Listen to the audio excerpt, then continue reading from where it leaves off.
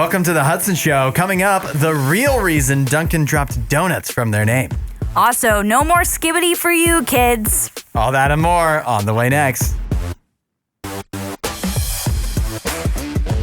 It sounds like it might not be a great Tuesday, though, if you are a Dunkin' Donuts fan in Nebraska. I heard about Sparkle talking about this yesterday. This has been an ongoing thing where several Dunkin' Donuts locations in Nebraska and I think New Mexico as well, the last several days, have not had donuts. Oh, my goodness. It's actually in the name, Dunkin' Donuts, and they cannot provide the donuts. It says that some locations did offer munchkins, which really makes you question, like, munchkins are the donut holes, right? Yeah. So you're telling me they don't just punch those out of the actual donut? Fortunately, no. Apparently not. They claim that this was due to a manufacturing error. So they manufacture donuts? I've never heard it put that way before. Right. I thought they were cooked. Maybe some would say baked, fried. Yeah, I think many of them are probably fried. But it sounds like this issue is a supply chain issue where it said one of the guys that's like a spokesperson for not Dunkin' itself, but for Inspire Brands, which is behind Dunkin', said that there was an issue with donuts from a single supplier that impacted those stores in Nebraska and some other states, although he didn't say what states they were. Yeah. But we're assuming New Mexico is one of them. And he said it was about 4% of Dunkin's U.S. stores that were impacted with this whole donut shortage. That's a big percentage, actually, when you think about it. Yeah. Like 1 out of 20 Dunkin' Donuts was just Dunkin' for several days. Well, I mean, they did drop the donuts from the name or whatever, but yeah, everybody calls it Dunkin' Donuts. I still call it Dunkin' Donuts. Yeah. I mean, we did a Dunkin' food fight not too long ago with their new what was the donut we tried? It was like the whoopie pie. The whoopie pie. Yeah. So it wasn't even a donut. But I didn't realize how insensitive that would be to so many Nebraskans. People were like, "We want the whoopie pie." Yeah, we'll take any donuts. All we have is munchkins. Right.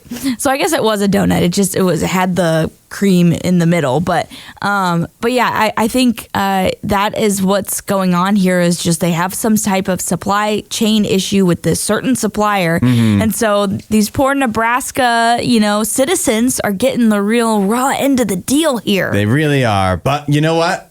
I think this is a good timing for something like this to happen. Okay. Because I like to think that somebody, maybe just one person, pulled up to their Dunkin' Donuts one morning recently, saw the sign that said, "Sorry, no donuts here." And they were in the midst of their New Year's resolution to eat healthier, to lose weight. And they finally, it was a month, they had a long Sunday night, a long weekend, and they're just like, you know what? I just need a donut today. It's all right. I'll bounce back. I'll get back on the way. And they pull up and there's no donut. And they're like, well, guess I can't do that. And so they've been able to continue on with their resolution. Maybe that happened. That was the thing they needed. They needed that no. And then they were good. Yeah. Sometimes you just need some outside forces to interfere to help you stay strong. You have a moment of weakness, but then you're able to bounce back. And so hopefully for some individuals, that's what this led to. Hopefully it was helpful for you. But for everybody else, it was just their morning routine includes a Dunkin' coffee and a donut. It was ruined. Yeah, it was a tragedy. You gotta pour one out for them. It is a happy Tuesday. Unless you're a Minnesota Vikings fan, you're probably wishing you didn't have to wake up today. It was a tough game last night. The Rams blew out the Vikings. And it really, the game last night probably cost Sam Darnold a starting NFL job. Yeah. He looked absolutely awful. And it was such a divide, too, such a contrast, because Matthew Stafford's getting blitzed. The Vikings blitz a lot. He's got no time to throw, and he's getting the ball out quick and finding guys quick. And he completed his first 11 passes or whatever. He didn't miss. And he's old, and he's, it's not like he's moves around or whatever. And he's just zipping the ball out, avoiding the rush. And then you have Sam Darnold, who's got sacked 8 times. and threw a couple interceptions. I don't know. He threw at least one interception and set his team up for several other bad situations. And meanwhile, you think he's got like a great coach, Kevin O'Connell, and Justin Jefferson, possibly the best receiver in the league, and he's still struggling back there. It's a tough night for Sam Darnold. And I guess if you're a Vikings fan, you got to hang your hat on, well, we've got another quarterback we drafted in the first round that didn't get to play this year because he was injured. So hopefully that turns out better for them. But that was tough to watch if you were. Now, for me, I'm anti-Vikings. So you were fine. I was loving it, enjoying it. There's only 2 teams left that I'm going to be upset if they win the Super Bowl now. So I'm feeling good. Feeling good. Yeah. I mean, I'm definitely not. I wasn't rooting for the Vikings, but I'm also not rooting for the Rams, I suppose. So I didn't really have any dog in the fight last night. But it was just a total dismantling by the Rams, and I'm not sure if that was really predicted, but I definitely don't think anyone saw such a terrible performance from Sam Darnold coming. Yeah. I mean, we knew he might not do as well against the defense that the Rams was going to bring, but I just feel like that performance was particularly bad. Yeah. I mean, that's worse than just, some of the other quarterbacks, I think, that wound up losing. You wind up throwing a few interceptions because you're just trying to make plays. Right. Sam Darnold was throwing them much earlier in the game, though. He looked lost from the beginning. Yep. And I'll tell you what, Kevin O'Connell, the coach of the Vikings, should be, I feel like he, in a way, has got to be pleased that he has Sam Darnold there, because otherwise he would be getting blamed. When you think about it, he's just been pantsed twice in a row. And if you think about the last time he was in the playoffs, he got pantsed by Daniel Jones, who's now his backup, by the way. So, as much as Kevin O'Connell seems like a great coach, and you have to be pretty good to get a Sam Darnold-led team to 14-3. Right. At the same time, the losses in the massive games are really starting to pile up for him, and not even like close losses, like dismantling losses. Right. When you look at just like, if you were just somebody who doesn't watch the NFL and you just looked at the records of those teams, you would think it would be the Rams getting housed by the Vikings. And so, and it's all the stuff the Rams are going through, too. Maybe some would see that as motivation, like it's kind of something that makes them band together. But then again, it could be very distracting. True. With the fires and everything. I think a lot of people thought that was going to be the case, that they would be a little distracted, because this is the game they had to move. Yeah, to Arizona. The Rams didn't have their practice facility. They just moved at some point all operations to Arizona for a while. Right. But you couldn't tell. No. It seemed like their home stadium, based off of how comfortable they were, just picking apart the Vikings defense that had been very good all season long. Yeah. So they were, LA was playing for LA, and they showed it. It's good that one of the 2 teams did. Right. Chargers not as much. As we careen closer to a possible end date for TikTok, they have said, right, that January 19th, TikTok might disappear, might shut down here stateside if some agreement can't be reached. And so people are panicking. You can tell they're panicking because at this point they're preparing for life without TikTok. And it seems like many people are preparing just by hopping in the App Store and downloading any other Chinese app they can find. Which seems like a bad idea, but okay, go for it, people. Case in point, number 1 in the App Store as of yesterday is an app called Red Note, which is another Chinese social media app. It's known as Xiaohongshu, I believe in China is how you say that.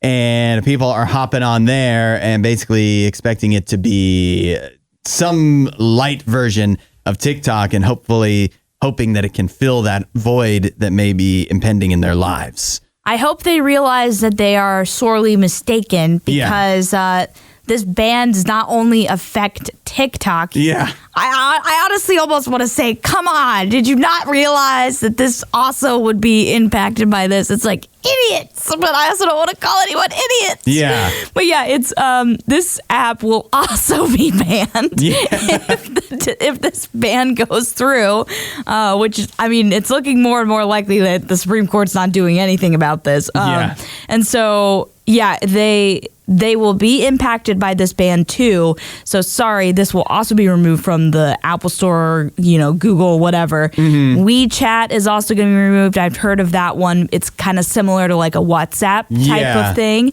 And then there's also some other apps that I had no idea were run by this Chinese company ByteDance, which is Lemonade, and that is kind of a similar app to Instagram. I actually have that one. Oh, you do? And I was like, oh man, I'm not going to be able to use this. I've seen a lot of people using that lately more than normal. And I looked it up like, should I download this? And I was like, it's owned by TikTok. Like to me, it was very obvious it was owned by TikTok. I was like, well, what's the point of that? Right. Because it's going to go away. Right. And I should have known that because it's like you can connect it to a TikTok account.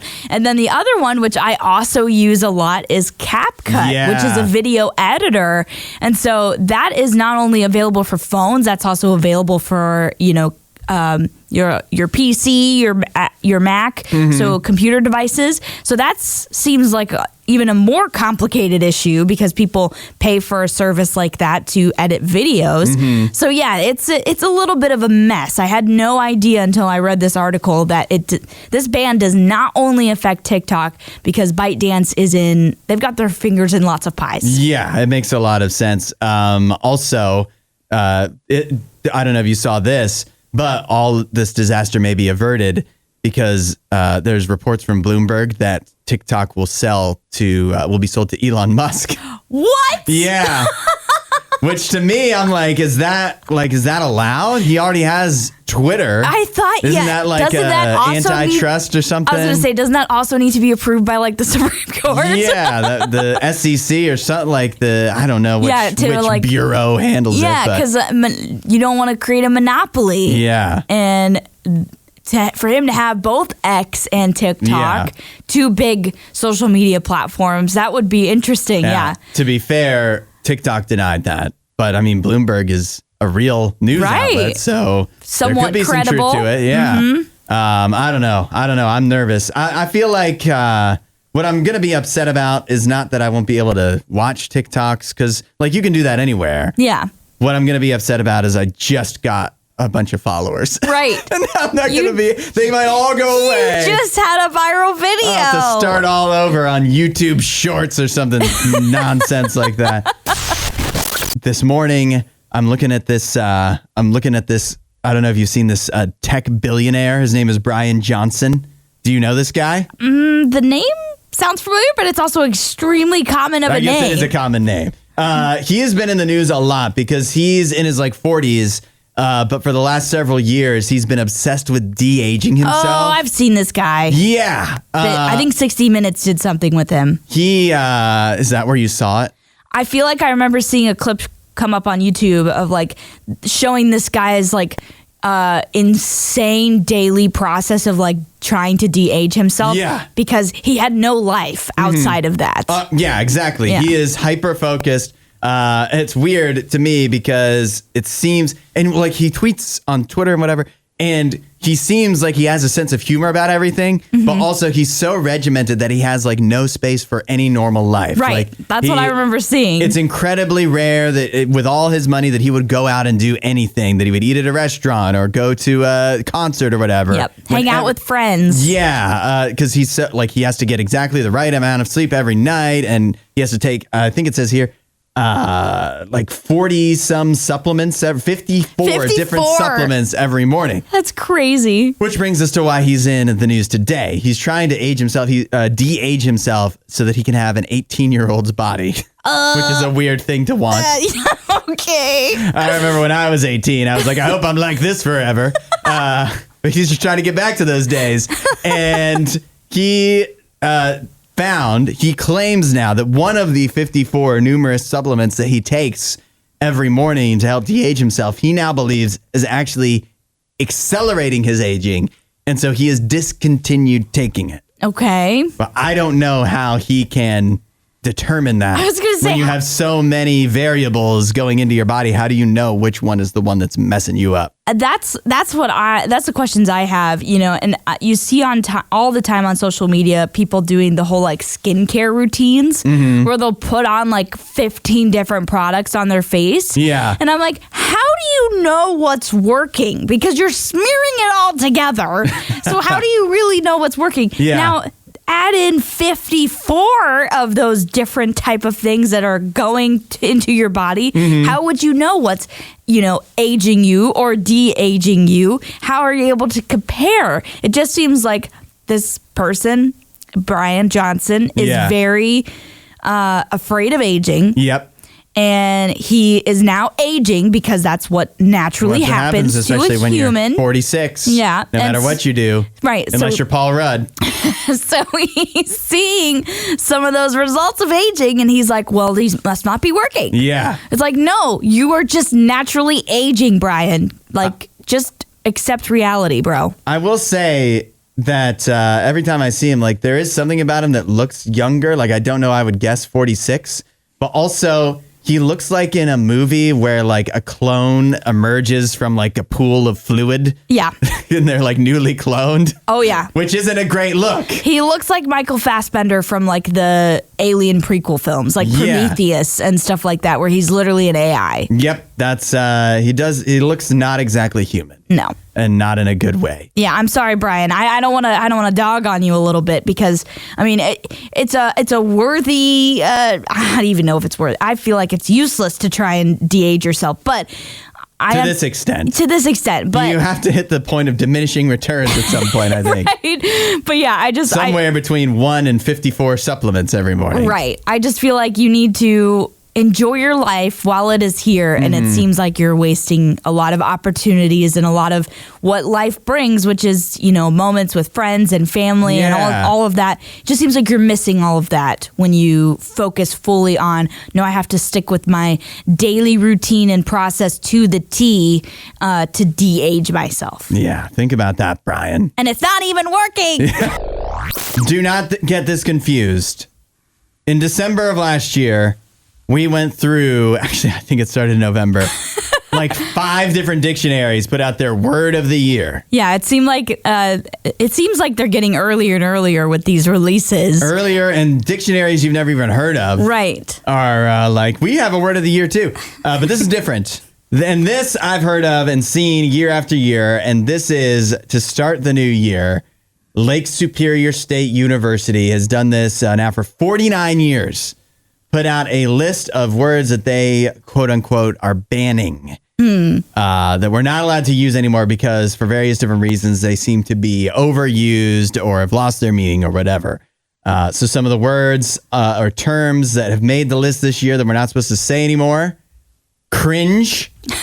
Are we done with cringe? Are we over it? I guess I think that would fall into the category of overuse, where people describe things as like, oh, that's so cringe or whatever.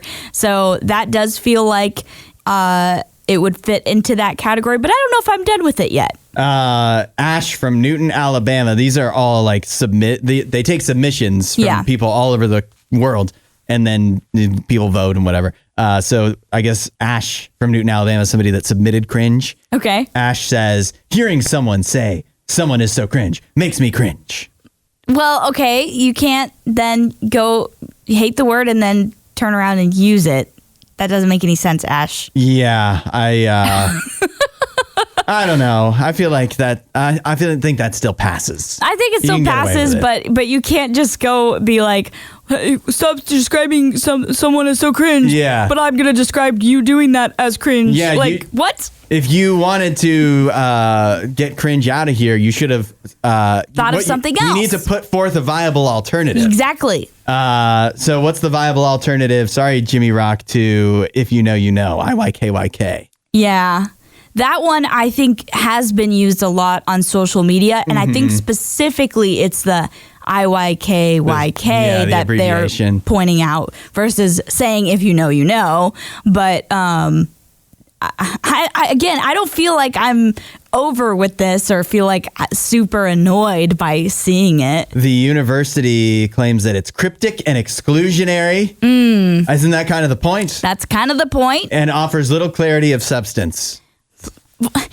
If you don't know. Right. Why is that needed? Okay. I'll let that one slide. This one, I mean, you think about the timeline, the pipeline from becoming a viral thing to getting banned. This one is one of the fastest to ever pass through that, and that is Skivity. Short. Yeah. Skivity went straight on through. They say for many, it is just noise. And then somebody who submitted it from Denmark said, at this point, nobody even knows what it means, and it just annoys people. It doesn't mean anything. Yeah, nobody knew at first. Random. It's so random how it came about. But I would agree, this one is starting to annoy me. I'm starting to see it too much, and it's probably because Fortnite is trying to capitalize off of it now, and so it's like they're really trying to, get Gen Alpha to spend their parents' money by implementing that into their game. So I think I would agree with this being on the banned words list. Let's let 25 forget about Skivity. I don't think Fortnite is the full, once it's reached Fortnite, it's hit its end of usefulness, but it's close. It's close. Fortnite is close. The old thing used to be once Ellen is doing it on the Ellen Show, that's when you know it's over. That's the end of its life cycle. So the Ellen Show is gone now. I don't know what the replacement for that has become. Maybe Kelly Clarkson? Sure. Kelly Clarkson says Skivity on the show. Her show, that will be it. And one more, there's more on the list, but one more that I wanted to get to, and that is Era. Which obviously Taylor Swift, the Eras Tour, bolstered that up over the last couple of years. And now people will just say, I'm in this era. I'm in whatever era. It's in its flop era, et cetera, et cetera. Are we done with Era? I am in full support of this leaving. And I am a person that is a fan of history. I talk about eras all the time because of actual eras in history. Sorry, your 2 seconds of enjoying whatever music artist could not be considered an era of your life. Give it more respect. Give that word more respect than that. What's your viable alternative? I think phase came before era, but that's one that doesn't feel like it gives you any significance at all. And two, that's older than era is as far as its use. Oh, I was gonna say I don't think it's older, but use in that way. Yeah, but I do think it's a more apt description because if you're going through a phase, it's something that you kind of understand to be. It will have an eventual end. Yeah. An era, I feel like it's a little harder to describe that because an era does make it seem like you're talking about something that happened in the past. A phase is like, I'm currently in that right now. That's a good point. That's a good point. It's hard to declare you're in an era while you're in the era. Right. You may have won me over. This is one of the most insane things I have ever read. I had to check multiple times. Is this like some British form of The Onion? It's the Abergavenny Chronicle. Abergavenny is a town in Wales, the country of Wales in the UK. Okay. Where they have a guy who has become known around town by the name, and I can't imagine this is his actual name, Johnny Turnip. Johnny Turnip. They describe him as a semi-professional paranormal investigator. Oh my goodness. How do you earn that title? I don't know. He hasn't turned pro. He's semi-pro. One day he'll make his way to the big leagues. But Johnny Turnip made his way into the news in the Abergavenny Chronicle recently because he claims that he and a few friends and their semi-professional paranormal investigating were staying at a haunted house on New Year's Eve when they encountered a nasty and a stained attack from creatures beyond the veil and only managed to survive with their sanity intact thanks to using the collective powers of their imagination. There's a lot of amazing quotes. But basically, he claims that they were attacked by ghosts. However, there was a warlock there. I'm not, based off of his telling of this, is this like one of his friends that's a warlock? I would assume it's one of the people that was there with them. I mean, if a warlock just showed up out of nowhere, that's obviously even crazier of a story. Was that in his mind, though? Or was it like, did the warlock kind of magically appear? Right. Was it a part of his imagination powers that he's talking about? Either way. Who knows? The warlock named Earl Elderflower appeared on the scene. This is a quotes here. Inspired us all to tap into his Doctor Strange vibe and use our imaginations to control the show. The warlock taught us that ghosts feed off the imagination, but the flip side of that coin is they can also be conquered by the mysterious workings of the mind. So basically, Johnny Turnip, the semi-pro paranormal investigator, and his buddies defeated ghosts in a battle by using their imagination. Oh my goodness, this is just insane on another level. He says, in hindsight, I can see all those years in school spent daydreaming and creating outlandish scenarios to pass the time was just fate's way of equipping us with the tools we'd one day need to ply our trade in the realm of paranormal investigation. Do you know what this reminds me of? Go ahead, because I'm curious if it's the same thing. All I think of when I'm reading this is SpongeBob and Patrick in the box in the episode when they buy that massive TV and all they do is keep, they just, or is it, I think it's Squidward's TV or whatever, but all they want to do is play in the box, and it sounds like they're having an absolute just insane battle in Squidward's mind. He can, hear them, but all they are doing is just, playing, having fun with their imagination. That's what I'm getting from this. See, the way this guy talks, I was thinking of that fake Arby's interview, fake Arby's employee with the beard. Oh. Remember that? Yeah. That came up a while ago that people thought was real. That's what I think of. But the best quote, because he goes on, but Johnny Turnip, he said, because they had he needed to use his imagination, him and his paranormal investigator buddies, to defeat these ghosts. He says, what looked like alcohol and recreational drug abuse to the untrained eye was in fact a form of strength conditioning.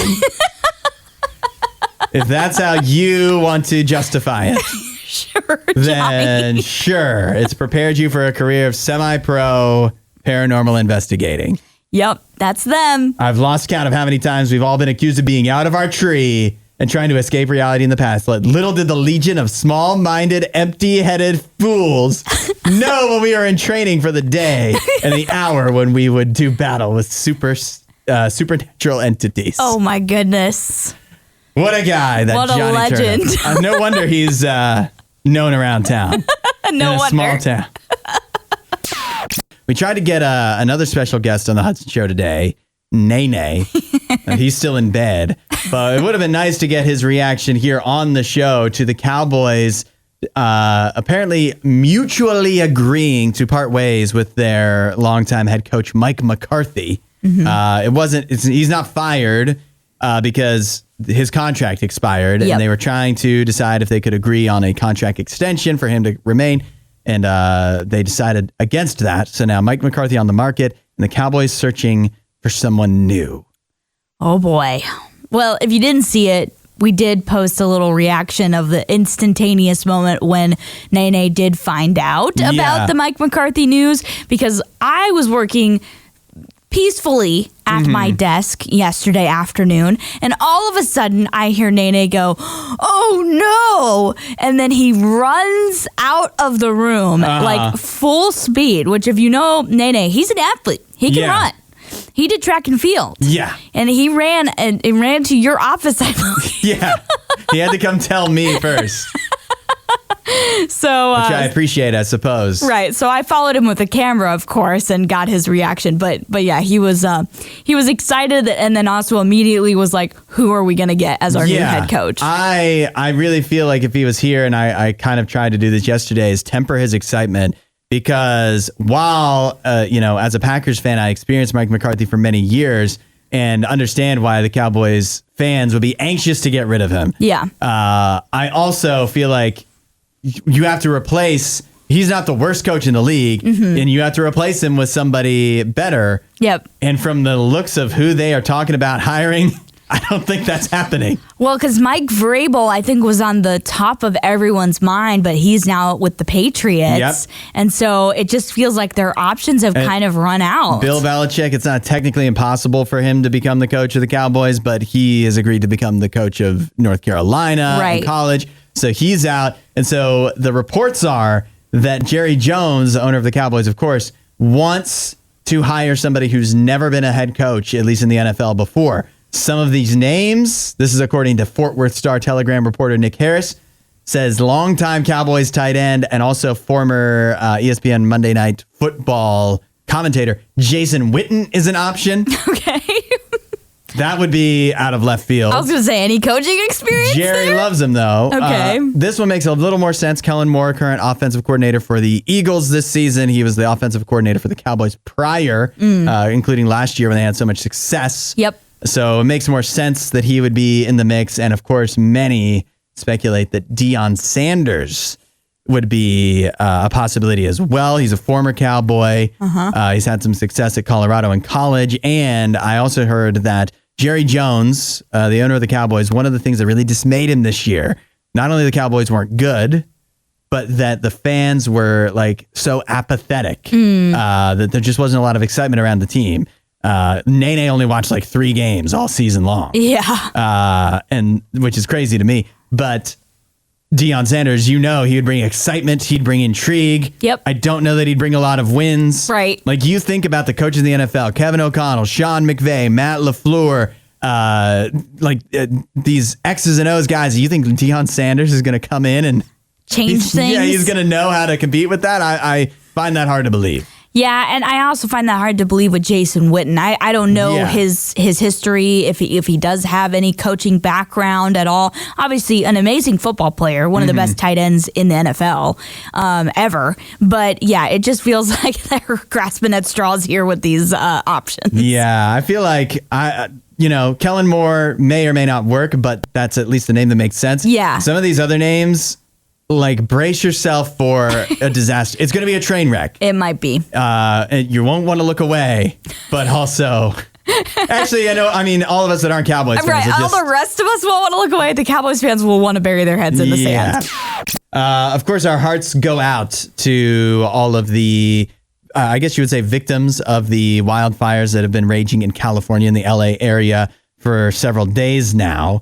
But we get to the point anytime there's a big tragedy like this where people in hopes, I think, of getting attention or maybe just trying to explain a tragedy that, you don't want to, I don't know what it is in our minds and we just don't want to accept that sometimes random bad things happen. Right. But that's probably more for attention. People have come up with a lot of conspiracies revolving around the fires. Of course. Like you said, people do love to attach themselves to these big disasters. And sometimes what they'll do is they'll be over the top with offering some type of message behind it.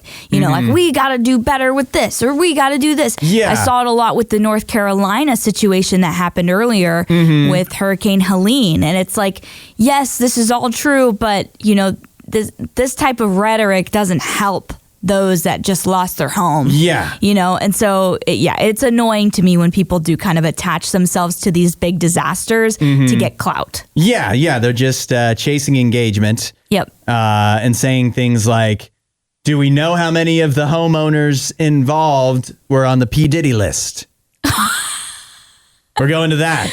Oh. That's somebody that was, it shows you, it shows her age probably. It's somebody that was, worked within the George H.W. Bush administration when he was president. Really? Yeah. Oh my goodness. She was the assistant secretary of housing and urban development. But yeah, she's asking, are any of these homes on the P. Diddy list? Some people claiming that P. Diddy's mansion burned down in the fires. At this point, it has not.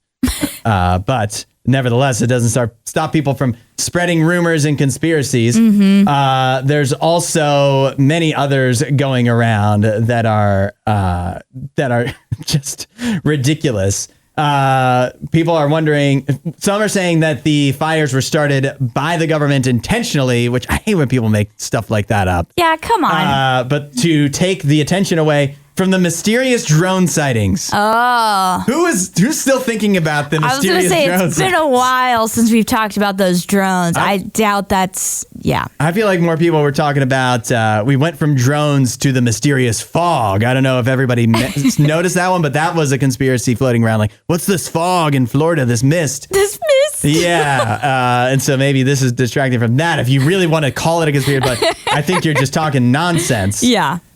People are also convinced that the fires were started by a direct energy weapon attack because the palm trees have survived the blaze. Okay. I don't understand the connection. I don't either. It just feels like a lot of people are just coming up with stuff. You know, when you experience what feels like the unexplainable, you want to have an explanation for it, and you want to come up with these crazy theories and all of this stuff.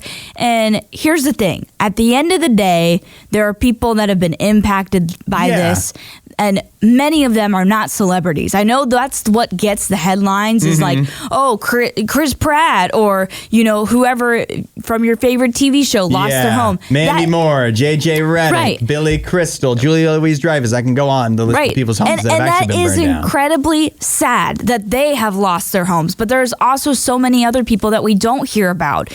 And so overall, it's a terrible situation, disaster. Millions, maybe even billions of dollars of infrastructure has been destroyed. And so just to be like, you know, dismissive of it or to come up with these crazy theories, it's just so disheartening to hear that. I mean, I've even seen stuff where, you know, people are posting online, hey, pray for LA, pray for the people that are being impacted by this. And people are going in with comments like, yeah, but we can't forget about the people in North Carolina. Guess what? The two aren't mutually exclusive. Yeah, right. We can pray for both situations because everyone is still recovering from Helene, and that's going to take years to recover from. And we're going to take years to recover from these fires. Yeah. So the rhetoric around this is just so annoying to me. And we talked about yesterday with health insurance, how much of a headache that can be and not cover the things you should and whatever. All these people, again, not all of them celebrities that'll probably be better off because they can, like, you can think, oh, Mandy Moore or Billy Crystal, whatever, they'll be fine. They probably have another house anyways. But there's a lot of people that don't. Yeah. They still have to go through the insurance to get everything rebuilt, and who knows how long that takes. It's not just your house; it's the entire neighborhood in these cases. Yep. So yeah, it's going to be an insurance disaster. A life-altering situation. No matter how well off you are, probably. Yeah. And when you're going ahead and looking at these conspiracy theories or just asking questions and people trying to place blame for this as if there's blame, there's certainly not blame at the moment. It's too early to know. Yeah. And think about when you are just asking questions or whatever. Are you just asking questions because, again, you want to find somebody to blame or whatever? Or because it will actually help the people that are affected by this? Right. Ask yourself that first. Yeah. A Starbucks quietly yesterday has reinstituted a policy that, that's caused some controversy for them in the past. Now, if you enter into a Starbucks and you want to use the bathroom, supposedly, and this will be posted in your local Starbucks, you're supposed to buy something. You're not technically allowed to go ahead into the bathroom without being a paying customer. Yeah. Now they say that this is something that is fairly common among many stores and businesses, which I think is true. Yep. Also, I think it's important to keep in mind who's actually going to be policing this. Right. You think the barista, if you go into the bathroom and then leave, is going to come chase you down? Although that did happen once, and that's why this policy several years ago was done away with for a while, but now they feel like they can bring it back. Yeah. I think they probably realized that it might be getting abused, you know, people coming in and just using their facilities and then heading out the door. But I also know with this recent change of CEO that they are really trying to revert back to this Starbucks vibe of being like the more luxury brand of coffee. I don't even know the best way to describe it, but they're trying to make it seem more exclusive. Yeah, and a little more elitist. Again. Yeah, which is questionable, but you know, but they're not only are they doing that, they're also banning things like outside use of alcohol, smoking, vaping, drug use, and panhandling. So pretty much just any type of loitering that would be going on. They're putting an end to that. So until yesterday, I could have brought outside alcohol into Starbucks? Apparently. And also you could have panhandled and they wouldn't have had any, I guess, reason to call law enforcement or to get rid of you or ask you to leave. Because what they also announced is that the Starbucks employees will be trained on what to do if someone does come in and do one of these things or, tries to use the bathroom and not pay for anything. So they're going to be trained on what to do. And then if they are unable to, get the person to leave, they're able to call the police. The police come in. Have you ever worked at a restaurant or anything like that before? I've worked at a cafe, yes. So the experience of you're taking somebody's order and the prices just went up a week ago and they come in all the time and now their thing is 15 cents more than they get all upset about it. Yeah. And then you have to explain them, well, every prices change or whatever. Imagine the Starbucks employees. They have these regulars that have been bringing in their flasks or whatever.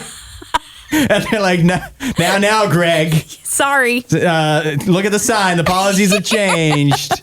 No more liquor here in Starbucks. I'm sorry to be the one to tell. I'm sorry to be the bearer of bad news. Right. Moose out front should have told you. Yes. Sorry about that.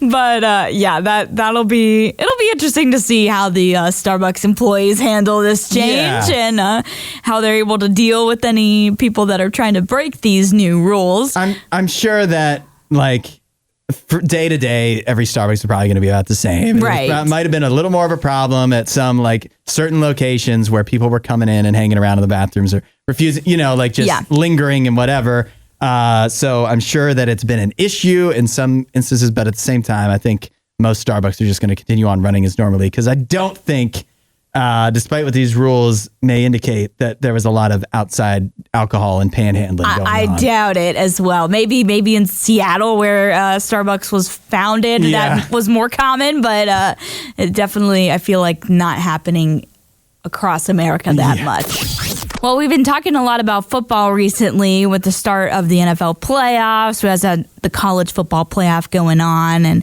soon the national championship next Monday. And so football's just been on the brain, Yeah. But we just got 5 straight days of playoff football for the first time ever. Which was crazy. It was beautiful. It was so awesome, yeah. But one of the things I saw over the weekend was actually this really cool video that went viral from a wedding, which was a husband giving his vows that he wrote himself to, his wife-to-be. They weren't married, weren't proclaimed husband and wife yet, but, in the process. And he was talking and giving his vows, and he was saying something like, I, vow to never keep any secrets from you.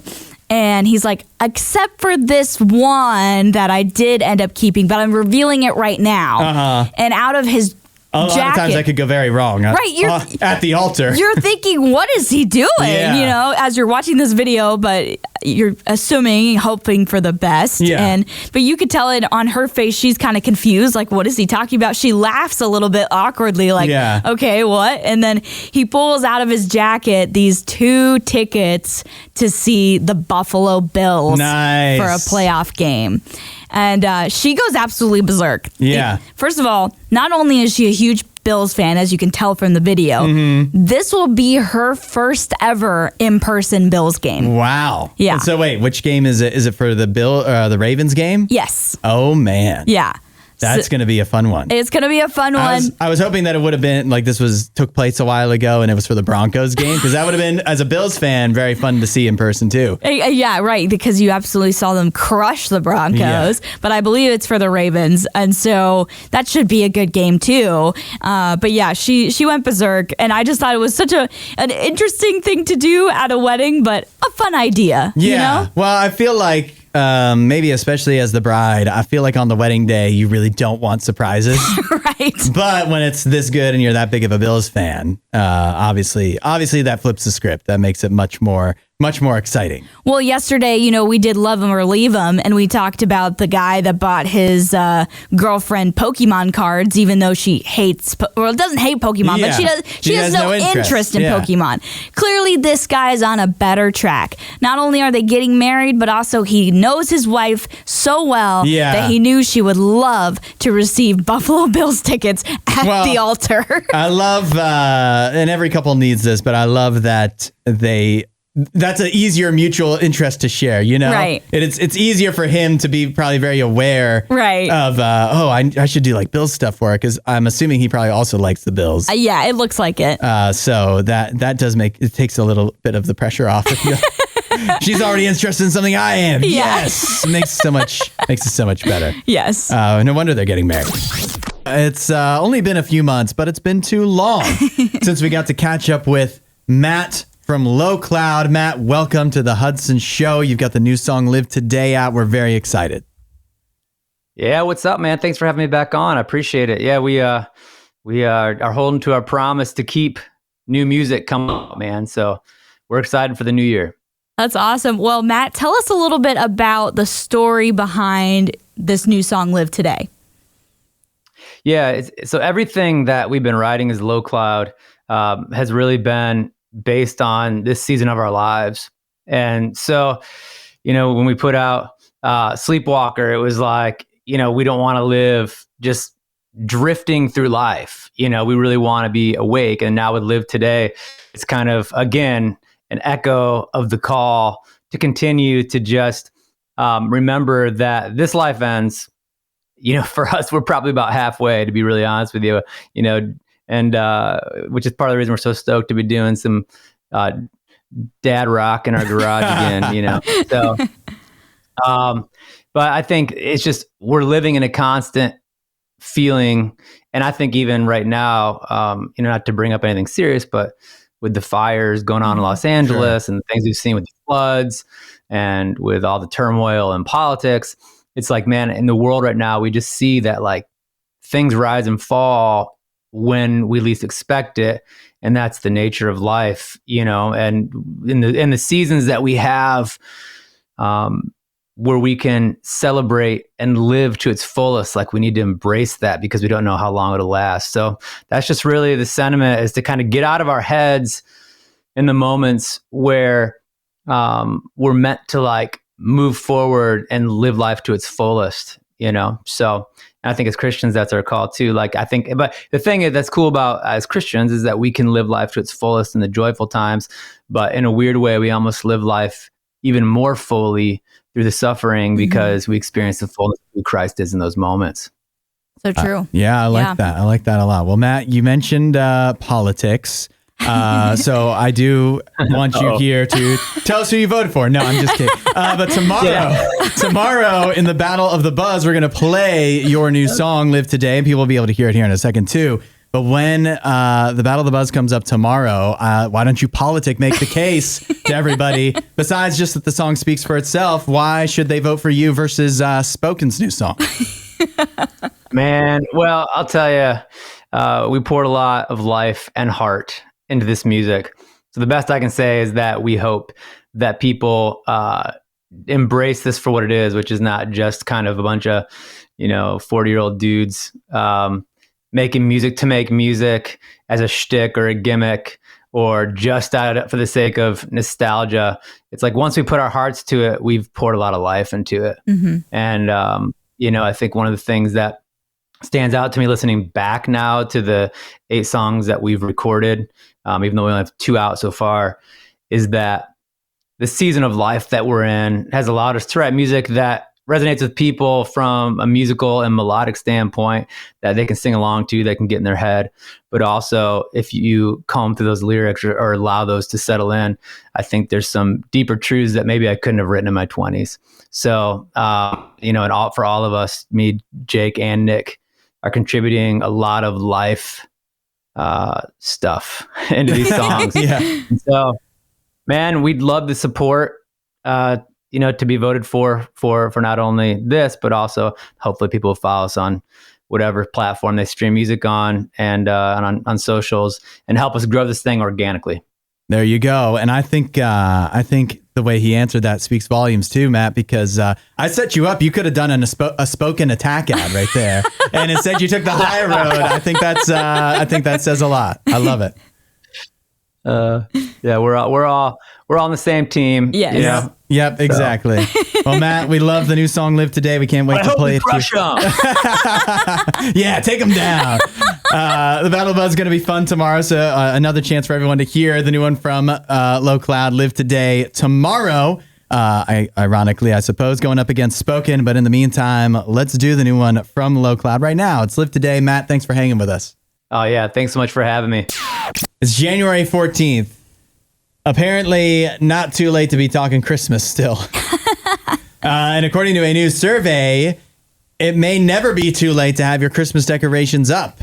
Ooh. These numbers are eye-popping. A survey of 2,000 people has found that 45% of Americans say that it's fine to leave your Christmas decorations up all year round. All year? Who conducted this survey? Sparkle? Sparkle definitely participated. Yeah. She's skewing the research here. Absolutely. No, even Sparkle admitted on her show that she was taking down her Christmas trees. Yeah, just because of outside pressure, I think.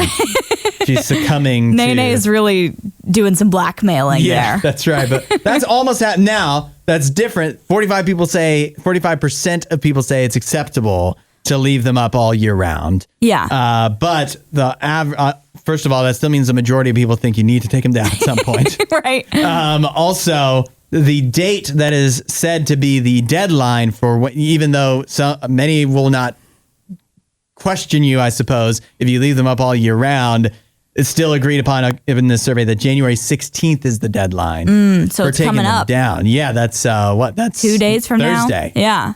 Yeah. Now, this is different, though, from the Christmas tree discussion we had recently.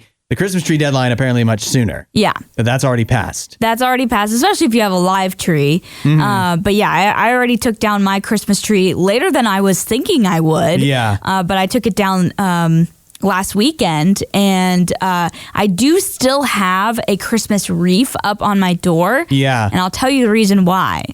It's an Ohio State wreath. And I feel like it'd be bad luck to take it down now. It could be. It could be like, I'm thinking Front Door Santa and Home Alone, or like it's controlling something. Front Door Santa theory. Yeah, no. So I'm leaving that up, even though it feels a little dumb to keep, my only Christmas thing up is on my door. But yeah. I'm like superstitious now. I'm like, I got to keep it up. Yeah, I think that makes a little bit of sense. Yeah. I also think there's a Christmas decoration paradox. Okay. Because I think if you have Christmas decorations up in your house, or your tree, I feel like that's kind of ridiculous, right? Mm-hmm. Even though that's inside your own home and it really only affects you and the people you invite over. Yeah. However, if you have Christmas lights up still outside, there are some people in my neighborhood that still have their lights turned on and everything. I don't really have a big issue with that. Yeah.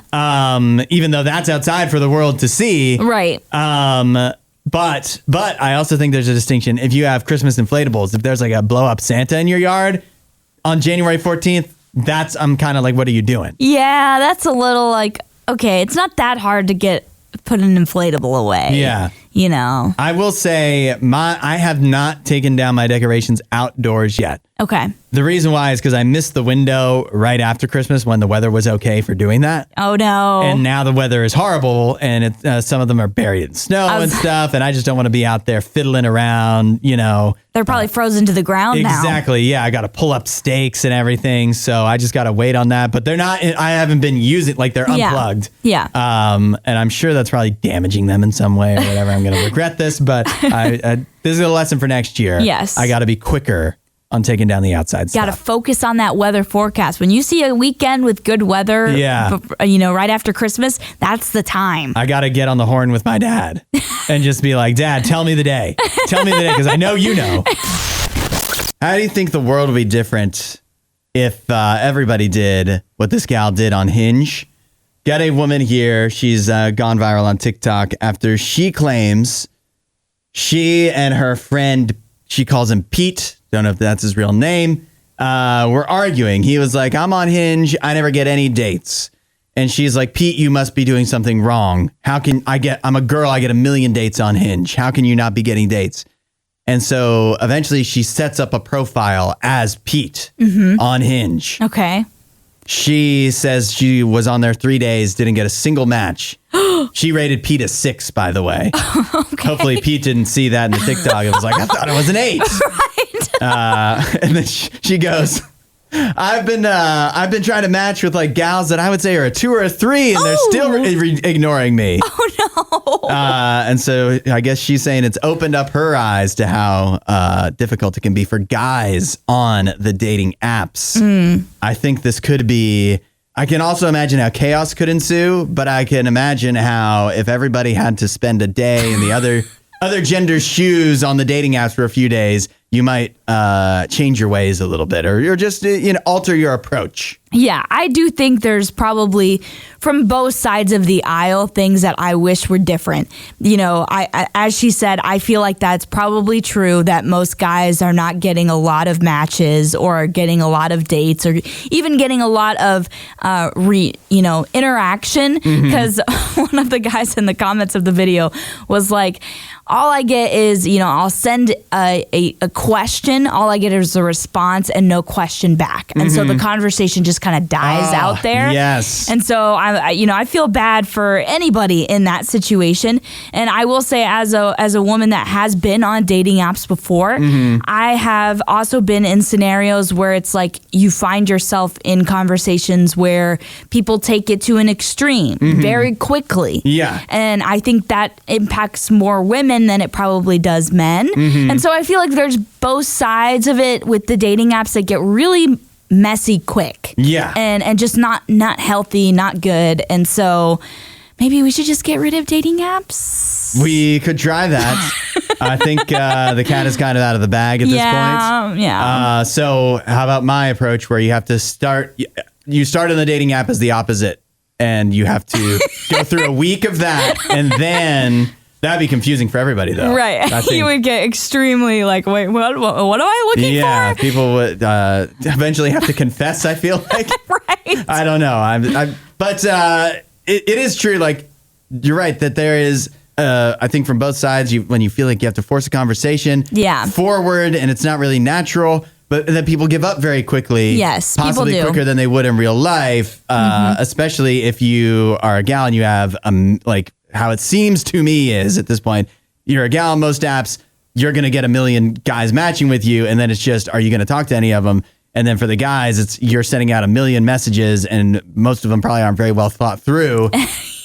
And you're not getting a lot of response. And you're excited you get any response, but then you don't really know how to handle it. Right. And so, yeah, there's some kind of imbalance in all of our minds that needs to be recalculated. Yeah, it's tough. We had Sheena on, our relationship expert, not too long ago, and she was talking about dating apps in 2025 and how hard it is to really find, a person on there successfully. Yeah. It is, in my opinion, extremely hard. I have seen people who have done it who are in healthy relationships now, so I won't say it's You're looking at them. Oh, really? Yeah. Oh, okay. Yeah, it's not impossible. And I still feel now I'm so awkward in real life that if I was single, I'm not going to knock any dating app because I'd probably still be on them. I'm not going to be starting conversations with strangers no matter how cool they seem to be. Yeah. I'm too nervous. So I understand why people are on the dating apps, but it's it's definitely with plenty of comes with plenty of red flags and issues from the jump. Yeah, it does. It does. And now you understand why I go and do so many things in real life. Yeah. Like play pickleball. You just have to. Well, Sheena said it last week when we had her on. You just got to go do stuff on your own and hope people will talk to you. Yep. And maybe also try to talk to them. Maybe try to talk to them. Thanks for listening to The Hudson Show. Please don't forget to rate and review the podcast.